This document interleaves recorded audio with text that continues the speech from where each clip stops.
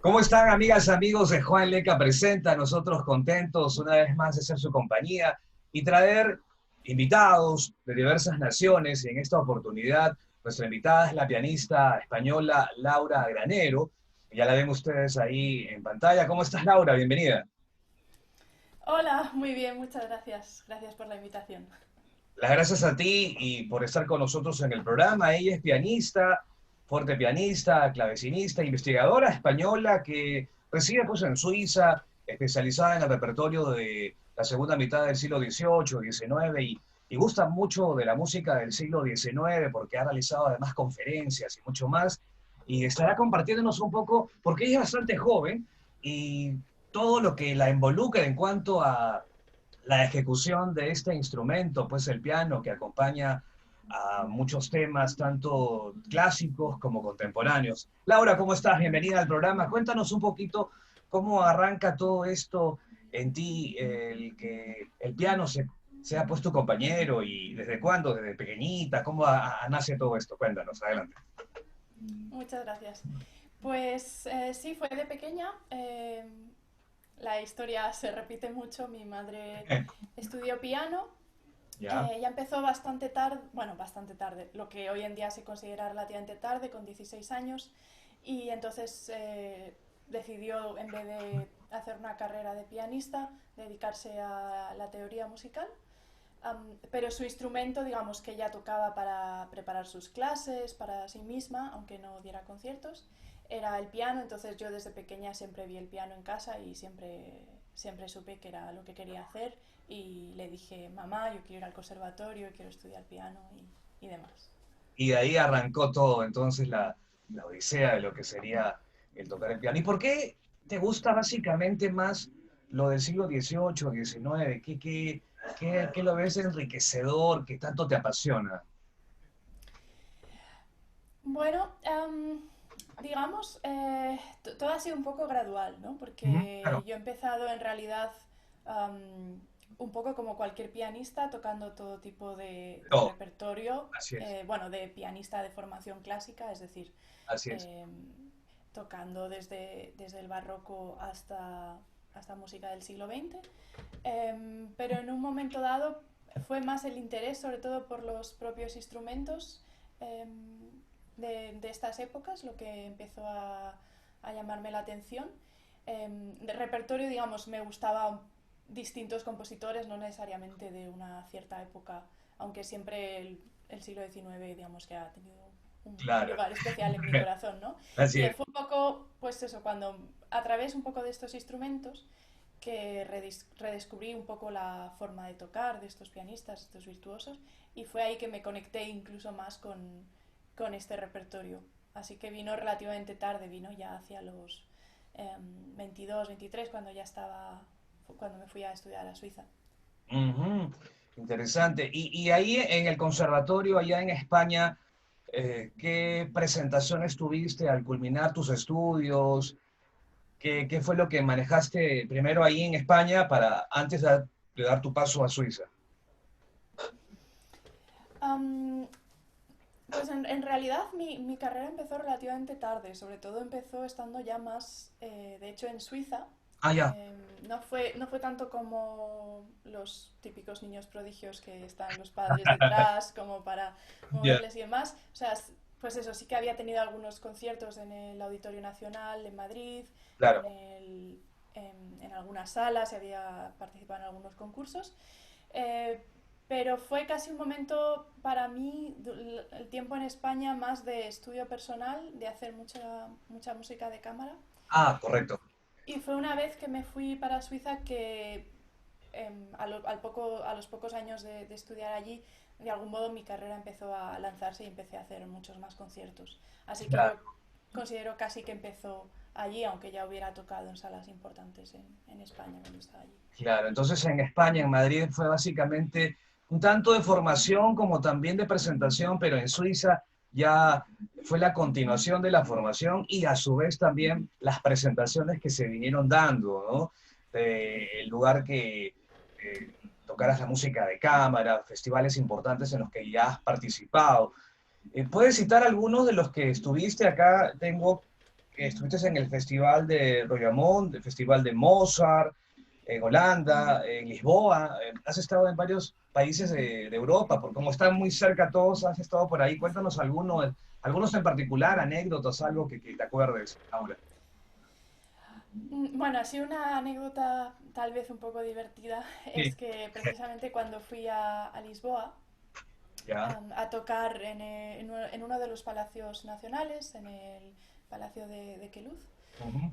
cerca de Lisboa, toqué en un fortepiano o pianoforte, los dos términos son correctos, de hacia 1810, Ya. de la marca Clementi. Ujú. Y este tipo de instrumentos suenan relativamente menos. Y en Portugal, por ejemplo, hoy en día se los conoce sobre todo como pianoforte. Ajá. Um, y entonces me vino un señor después del concierto y me hizo un comentario bastante divertido, que fue que me dijo, pero estos instrumentos suenan menos que los pianos de hoy en día, entonces ¿por qué se llama pianoforte? Y me pareció bastante divertido, porque, claro, originalmente tenían este nombre un poco más largo y simplemente por comodidad pues se acabó llamando piano, que es básicamente suave. Pero eso fue bastante divertido y otra incluso más, sí, más cómica fue en un recital que hice en Madrid con el chelista con el que colaboro mucho, Aldo Mata, que es profesor del catedrático del Conservatorio de Sevilla, Ya. que hicimos un concierto en Madrid y digamos, me aprendí mal el orden del programa, porque claro, Ah, es algo que te tienes que aprender de memoria porque así es. normalmente no tienes el programa en el atril que puedas ir consultando, ¿no? Entonces yo pensé que la última pieza era la antepenúltima, y entonces empecé a tocar la introducción de piano de la última pieza, en el orden de la antepenúltima. Y claro, el chelista no empezaba a tocar y yo estaba tocando Uy. la pieza y tocando y tocando. Y claro, hice una especie de bucle, como la frase se repetía, y el pobre, claro, yo lo veía pálido y que no entraba, y entonces ya empezó a eso, ya se dio cuenta que me la partitura y empezó a tocar. Y claro, yo mientras tanto pensaba, pero qué inútil, que por qué no entra, qué extraño. Y claro, yo tengo la grandísima admiración para él, pero en aquel momento son ese tipo de pensamientos que te pasan en plan, ¿por qué no está entrando? Y solamente al final del último movimiento de esta pieza dije, uy, pero si ha sido mi culpa, si ha sido yo la que... Ya lo admitiste, te diste cuenta de que no era el error de él, sino que era a la hora de conectar la parte que te tocaba todavía a ti anunciar. Laura, ¿qué te parece si nos tocas algo que nos has preparado para hoy, para deleitar a la audiencia que nos está siguiendo, pues aquí en América, en Europa, y que a través de las redes sociales, el poder conectar con todos ellos y a través de este espacio que difunde cultura, el traer pues a diversos invitados y que nos cuenten y lo que vienen haciendo, sus inicios y rescatar pues lo positivo en ese tiempo de confinamiento y traer en este caso buena música. ¿Qué nos vas a traer? ¿Con qué nos vas a deleitar, Laura? Pues he traído dos piezas de Schumann relativamente breves, ¿Ah? y creo que con la que voy a empezar es la más breve. En realidad es una especie de miniatura, como a veces se las llaman. ¿Ya? Es un largueto, eh, y bueno, eso es de Robert Schumann, es el número 13 de este álbum Ok, y es una pequeña miniatura. ok, Espero que la disfrutéis. correcto, te escuchamos entonces. Laura Granero en Juan Leca presenta. Vamos a escucharla entonces.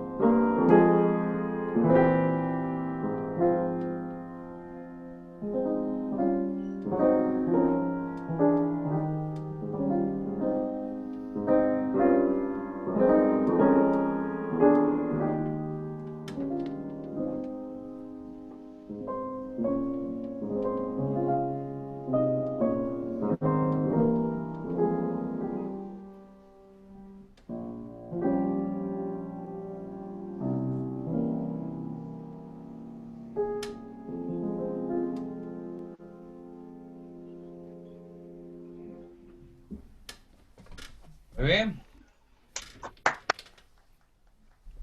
Listo, Laura. Correcto, muy bien. Además Gracias. de estar siempre involucrada con el tema del piano, siempre ha sido pues una dama que está muy ligada a las artes, a realizar también conferencias, mesas redondas, masterclass, siempre involucrada con la música del siglo XVIII, siglo XIX. Cuéntanos algunas experiencias que has tenido sobre ese tema, en qué naciones de Europa, porque tengo entendido, por aquí estaba viendo que has estado también o formaste parte de la Asociación de Atenés en París, ¿no es así? Ujú. Cuéntanos.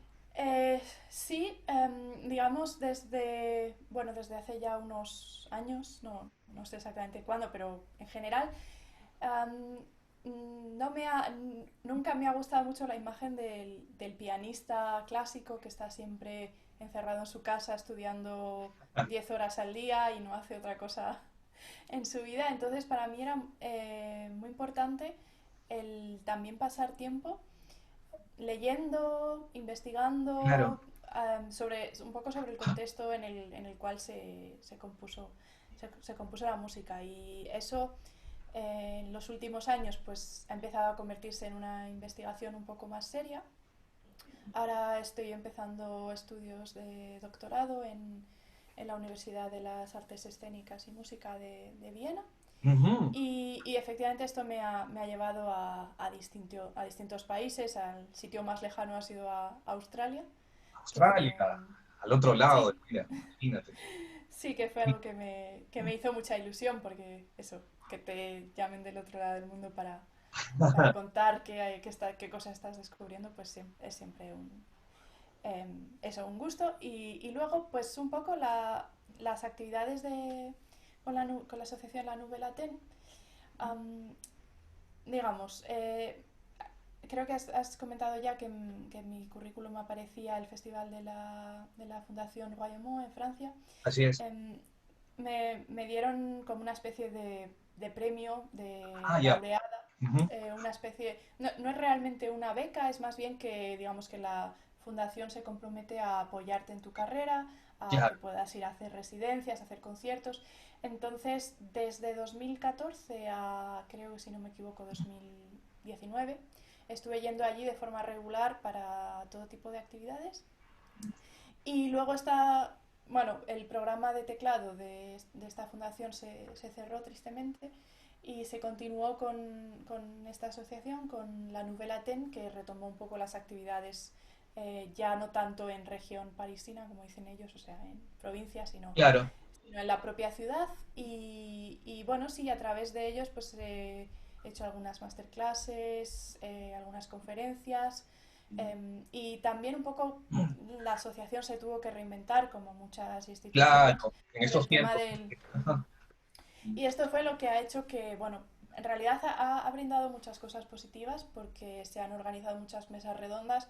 Yo al final en diciembre es casi como si hubiera sido, como si hubiera trabajado un poco entre noviembre y diciembre para esta asociación, en el sentido de que había tantas mesas redondas que yo tenía que moderar y que tenía que preparar temas que ya no solamente era pues estudiar el instrumento, sino también era eso, estar en contacto con otros músicos, presentarlos, hablar de distintos temas, Claro. mesas también musicológicas. Así que bueno, es eso lo de que con la pandemia todos nos tenemos que reinventar y tenemos que sacar lo mejor de esto. Así, sí. Ya estabas un poquito más involucrada en lo qué está haciendo el otro, qué va a ejecutar el otro, no solamente lo que tú hacías o lo que tú ibas a realizar, a tocar, sino que también te involucraba con el resto por la masterclass, por las conferencias y más de lo que se venía realizando. Lo que tocas, lo de Austria en Viena, básicamente, qué hiciste ahí en la ciudad de los músicos? Porque uno escucha Viena y ya se imagina, pues, respiras ahí los teatros grandes, ¿no? La música de los grandes maestros, ¿no? La ciudad que albergó a Mozart y tantos otros ahí de la época antigua, ¿no? Claro. Qué hiciste en Viena, en Austria, o qué viniste haciendo? Bueno, digamos, es un poco complicado porque ahora Con el tema del confinamiento Eh, estoy teniendo que hacer todo online ah, y viajar no es tan sencillo. De hecho, ahora creo que están con un confinamiento desde hace ya tiempo. ok.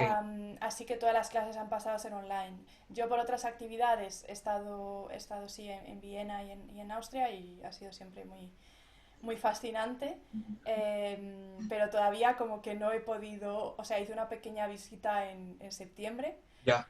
para un poco trabajar con el director de la tesis, eh, pero, pero bueno, fue un poco complicado porque después de eso, como no era un motivo profesional, pese a ser casi profesional, un Ajá. doctorado, digamos, tuve que estar confinada unos cuantos días en mi casa en Suiza, en mi cuarto, así que, bueno, pues eso. Desde entonces, pues decidí que sobre todo iba a hacer las cosas online y espero que, bueno, que ahora ya cuando la cosa se relaje un poco más pueda disfrutar de esta gran capital. Correcto. ¿Qué te parece si nos tocas el tema el segundo que tienes preparado para escuchar a continuación? Perfecto. ¿Cómo se llama el tema? Sí, es el primer movimiento de las escenas del bosque de Schumann, que Ya, es bastante conocido, un poquito más largo que el el anterior. anterior. Ok, te escuchamos entonces.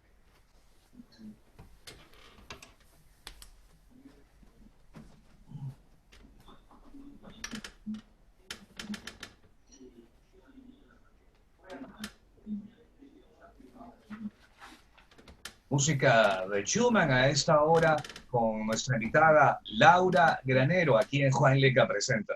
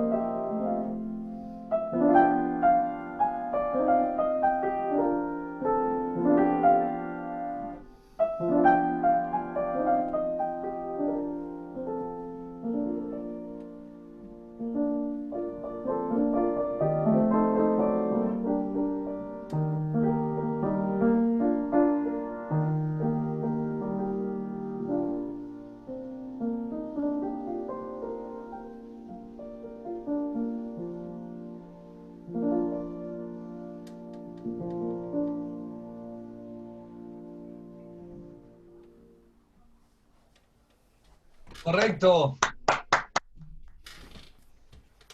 Laura, te quería compartir, a ver que se pongan los audífonos. Laura, quería mencionarte este disco que estás preparando ya hace algunos años, que está pendiente de publicación. Se nota que te apasiona la música de Lisboa, de Portugal, porque justamente es música de un compositor de ahí, ¿no es así? Y la colaboración de un violinista. ¿De qué se trata un poquito esta producción y cuáles son los temas que están ahí con la idea ya de próximamente ya lanzar este disco? Cuéntanos un poco más. Bueno, entre los músicos siempre se dice que el primer disco es siempre un parto difícil. Ah, Sofi. Ujú. Y esto ha sido el caso, hubo todo tipo de problemas que uno se pueda imaginar, Ujú. pues los hubo. excepto tal vez enfermedad, tal vez fue la única cosa que no hubo, pero bueno. Sí, mejor. El compositor, João Domingos Bom Tempo, es también una figura un poco dramática, así que creo que también el drama que acompañó al disco en parte corresponde bueno, un poco a él también cómo vivió y en realidad tuvo bastantes también problemas y demás. Entonces, bueno, esperamos que el final sea feliz pese a todo, como fue también su vida finalmente. Básicamente, por resumir un poco la historia de este compositor y por qué me ha interesado tanto, Sí, bueno, como bien sabes, en general la musicología ha tendido un poco a centrar el dar visibilidad a compositores alemanes, a lo mejor también franceses, austriacos, pero digamos que de otros países no se conoce realmente tanto muchas veces claro, sí, sí. lo que ha pasado. Es todo un poco centroeuropeo y es difícil salir un poco de ahí, ¿no? Y bueno, Portugal, pues por cuestiones geográficas, ha quedado un poco de lado. Y bueno, y también pues el siglo XIX fue un poco convulso y difícil políticamente en la península ibérica en general. Así es. Um, entonces, bueno, este compositor lo que es fascinante es que, bueno, durante el siglo XVIII había muchísimos compositores italianos en la Ajá. península y se veía a Italia como uno de los grandes centros donde estudiar composición y donde formarse como músico. Entonces, la mayor parte de músicos jóvenes iban desde Lisboa o desde España, iban a Italia a formarse como compositores, pues sobre todo de ópera, pero también de música religiosa y demás, y luego volvían en muchos casos, es decir, tenían ahí su formación. Y esto era un poco el modelo, digamos, casi un poco barroco Claro. del siglo XVIII. Eh, Se identificaba y con eso, ¿no? Se enriquecía con eso, la época barroca, y entonces era lo que se daba. ¿Ya? efectivamente, y entonces él miraba un poco más a música a ya un poco la figura un poco casi idealizada del romanticismo, ¿no? Del compositor, intérprete, que es independiente, quería ir a las grandes capitales centroeuropeas. Ah, ya, ya. Ujú. Entonces él no se fue a Italia, no le interesaba tanto la ópera, sino lo que le interesaba era más bien como la música, pues eso, de fortepiano, las sonatas, los conciertos. Y Ajá. se fue a París y lo que fue muy fascinante es que en muy poco tiempo, o sea, él se había formado como organista y sin embargo logró hacerse un nombre muy grande en París hasta el punto Ah, que dijeron que era muchos críticos decían que era el mejor virtuoso de París hacia los años de 1810 y así. Entonces excelente. luego también por cuestiones políticas se fue a Inglaterra y finalmente pues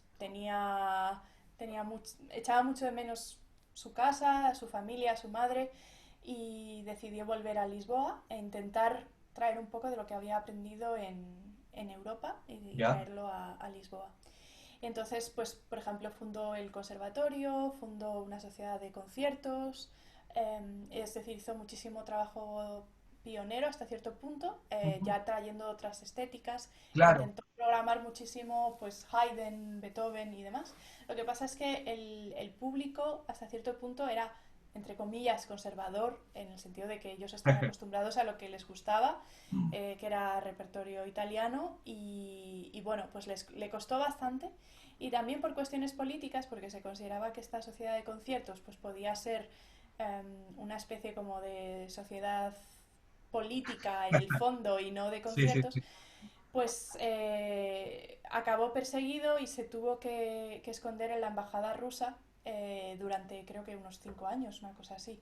O sea, que vamos, que tuvo una vida así intensa. Sí, pero dejó huella pues en su patria, en Portugal, en Lisboa, con esto que cultivó y que Italia él no tenía mucho interés, pero que en Francia, en París, en Inglaterra, sí logró concretar y pudo hacer muchas cosas en su patria, ¿no? Qué interesante. ¿Y por qué cogiste a este compositor que está muy bueno todo lo que nos cuentas, ¿no? Es bastante ilustrativo.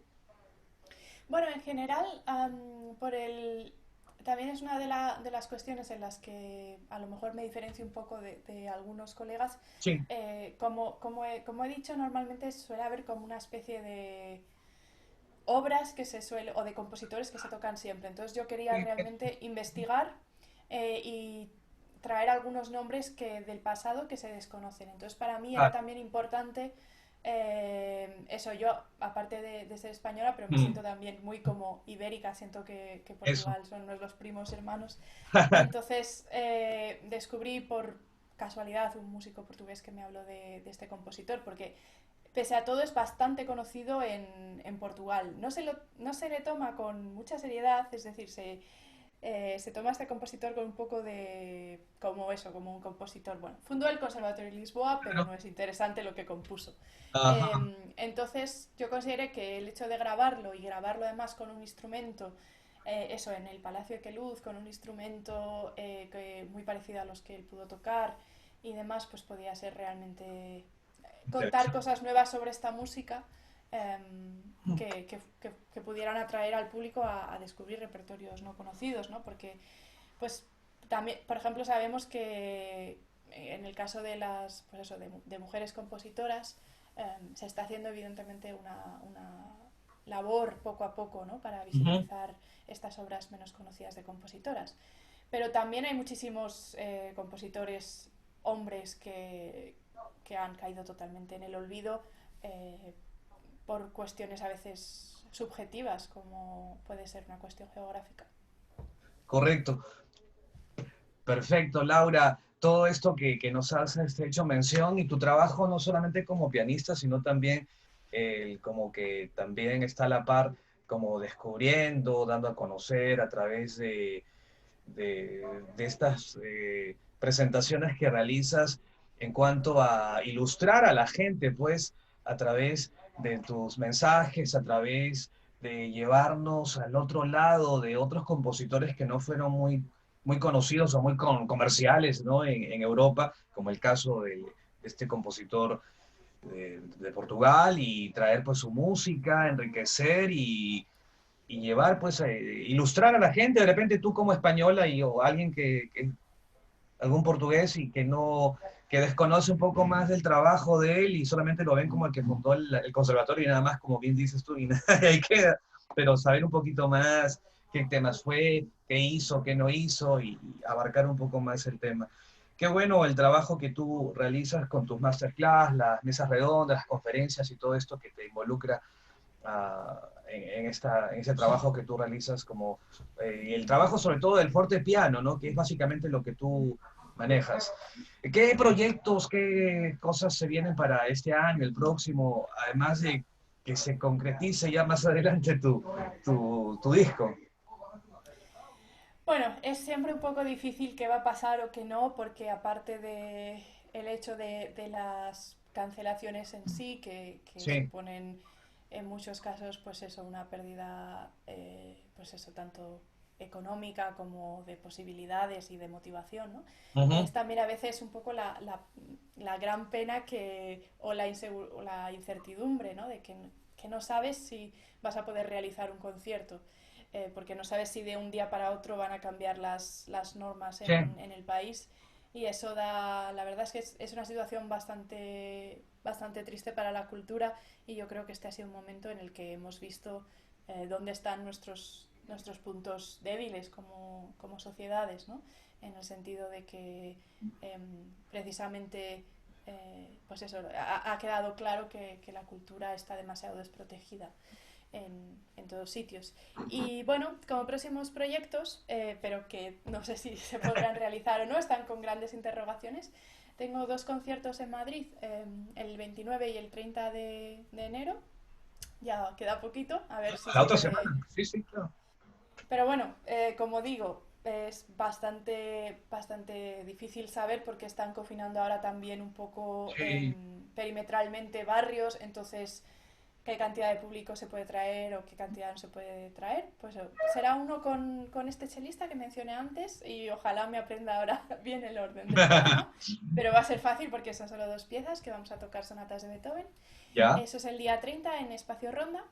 Y ¿Ya? quería comentar que Sí. que este concierto tiene fila cero, entonces la gente lo puede escuchar online, Ah, puede hacer una donación y no lo vamos a hacer por streaming, sino que simplemente la gente que quiera escucharlo pues nos tiene que contactar y le pasamos la grabación. Así que eso ah, es. La verdad es que fue buena idea mía, alternativa. pero estuvo genial que los organizadores vieron, les pareció bien eso, hacer una Acertado. especie de fila cero, donación Ah, COVID para los músicos, porque eso, viajar hoy en día pues es difícil e incluso tienes que hacer gastos, ¿no? Como pagarte un test PCR y demás. todo, Y el todo día, incluido, todo el tema del gasto, ¿no? No solamente el pasaje, sino también el TS y todo lo que involucra para ir a cantar o estar, desplazarte a otro país. Ujú. claro, el día antes tocó un concierto a cuatro manos. ¿Ya? Ambos son con mi fortepiano, que es un fortepiano de mesa, así de forma rectangular. ¿Ya? De forma parece un clavicordio para los que Ah, ya, ya. cantan. Y mi instrumento es de 1813, es un instrumento inglés bueno, creo que será interesante para la gente. Y luego en Francia, en Estrasburgo, si no me equivoco, o cerca de Estrasburgo, toco con otra chelista, con Sophie Lamberburg, un recital en torno a Fanny Félix. ¿Esto para cuándo va a ser lo de París? En Estrasburgo, o sea, cerca de Estrasburgo, Ah, ya, será el 16 de febrero, si para febrero. Dios quiere. El de cuatro manos, se me olvida decir, es con otro pianista, por eso lo de cuatro manos, Claro. que será con Sebastián Bausch. Perfecto. Laura, cuéntanos el público cómo puede conectarse y estar atento al trabajo que tú vienes realizando, saber cuándo sale tu disco, las presentaciones y poder verte de repente en las redes sociales, en YouTube, Spotify y conocer un poco más de tu trabajo. Cuéntales cómo pueden hacer en las redes sociales para poder ubicarte. Vale, pues Facebook es Laura Granero Fortepiano ¿Ya? y es el mismo que Instagram. En YouTube lo tengo al revés, tengo Laura Granero Pianoforte. Ya. Y luego está también mi página web altamente desactualizada, pero esta semana espero ponerme con ello, que es lauragranero.com. Perfecto, entonces ya lo saben, las diversas formas para conocer el trabajo que viene realizando Laura y que siempre pues con un lado de maestría, porque ella también no solamente toca el piano, sino también trata de investigar, buscar, el dar capacitaciones, el tener mesas redondas, conferencias y estar más involucrada con el tema este que ella le apasiona, el fortepiano. Te agradecemos tu tiempo al estar con nosotros en el programa y que todo vaya quedando bien para estas presentaciones que se vienen, que has hecho mención y las que se van a realizar a lo largo de este 2021 que recién estamos comenzando. Pues. Un abrazo, allá hasta Suiza, mil gracias. Otro para ti, Ya muchísimas estamos en gracias. contacto y gracias por tu tiempo, Laura. Hemos estado con Nada, Laura gracias a Granero ti. aquí en Juan Leca Presenta. Gracias, Laura. Hasta pronto. Gracias.